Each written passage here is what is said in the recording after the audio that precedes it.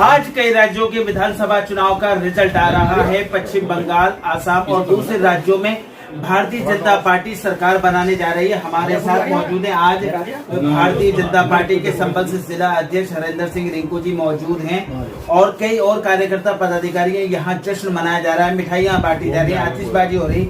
हरेंद्र जी, क्या कहेंगे आज जिस तरह का बहुमत मिला है भाजपा को? पश्चिम बंगाल में हमारे हजारों कार्यकर्ताओं की हत्याएं हुई। बहुत लंबे संघर्ष के बाद आज भारतीय जनता पार्टी की सरकार बनी है। पूरे देश के कार्यकर्ताओं की निगाहें थी कि पश्चिम बंगाल में कैसे हमारी सरकार बने। आज हमारा वो सपना पूरा हुआ है।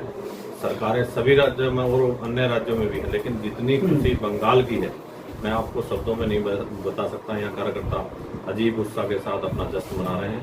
मैं बधाई देता हूँ सभी को, भारतीय जनता पार्टी के शीर्ष नेतृत्व को, जिसे अपने अमित शाह जी को, जिन्हें भारतीय जनता पार्टी का चाणक्य कहा जाता है, और वो जहां कमान संभालने में सरकार आनी है।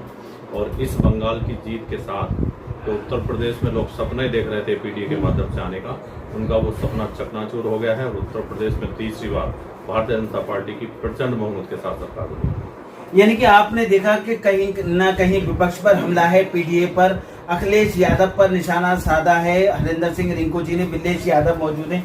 बिल्लेश जी, क्या कहेंगे, किस तरह का उत्साह है कार्यकर्ताओं में आज?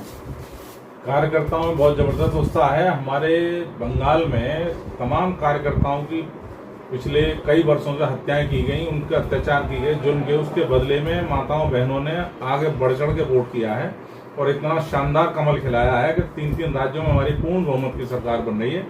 और उसी को देखकर यहाँ भी इतना कार्यकर्ताओं में उत्साह है कि यहाँ 100% तीसरी बार पूर्ण बहुमत की सरकार बनेगी, किसी का कोई मामला ही नहीं है। यानी कि आपने देखा कि किस तरह का भाजपा कार्यकर्ता कितने उत्साहित हैं। अमित शाह, भारत के जो गृह मंत्री हैं, जो भारत के प्रधानमंत्री नरेंद्र मोदी हैं, उनका जीत का श्रेय तमाम कार्यकर्ताओं को दिया जा रहा है। कई और ऐसे कार्यकर्ता यहाँ पदाधिकारी मौजूद हैं। यहाँ शोभित जी क्या कहना चाहेंगे? सौरभ गुप्ता जी, क्या कहना चाहेंगे आज जिस तरह का बहुमत मिल रहा है भाजपा को? देखिए, पिछले 2 दशकों में हजारों भाजपा कार्यकर्ताओं ने बंगाल में बलिदान दिया। वहाँ टीएमसी के गुंडों ने उनके घरों में आग लगाई, माताओं बहनों के साथ दुराचार किया, बलात्कार किया। ये पिछले 2 दशकों का पाप था, जिसका अंत आज जो है भारतीय जनता पार्टी ने बंगाल में किया है। ईवीएम पर सवाल खड़े हो रहे हैं, कहीं काउंटिंग हल्की हो रही है, कहीं ऐसे आरोप ममता बनर्जी की ओर से लग रहे हैं कि बेईमानी कहीं ना कहीं हो रही है। देखिए, ममता बनर्जी पिछले 4-5 बार से लगातार मुख्यमंत्री थी, वो चुनाव सारे ईवीएम से हुए थे, तब तो ईवीएम सही थी। आज भारतीय जनता पार्टी का वहाँ परचम लहरा रहा है तो उनको ईवीएम में कमी दिखाई दे रही है। यह विपक्ष का मुद्दा एक ऐसा मिल गया है उनको ईवीएम का, जबकि ईवीएम कितने समय से भाजपा के साथ साथ और पार्टी भी चुनाव, पंजाब में कांग्रेस की सरकार बनी, अन्य राज्यों में कांग्रेस की सरकार थी, तमिलनाडु में हम नहीं जीत पा रहे हैं पूरी तरीके से, केरल में हम नहीं जीत पाए, तो ईवीएम चुनाव तो वहाँ भी हुए हैं। ये विपक्ष भ्रम फैलाता है, कोई इसका मुद्दा नहीं है ईवीएम का।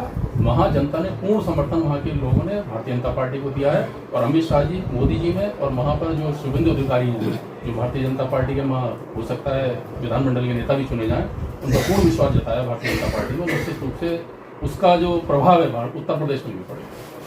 यानी कि आपने देखा जो विपक्ष की ओर से लगातार सवाल खड़े किए जा रहे हैं, ममता बनर्जी जो आरोप लगा रही हैं ईवीएम को लेकर के, उनका खंडन किया जा रहा है, उन सभी चीजों को रद्द किया जा रहा है जो विपक्ष की तरफ से आरोप लग रहे हैं। चेहरा बनकाब के लिए फर्जन वारसी, संवाद।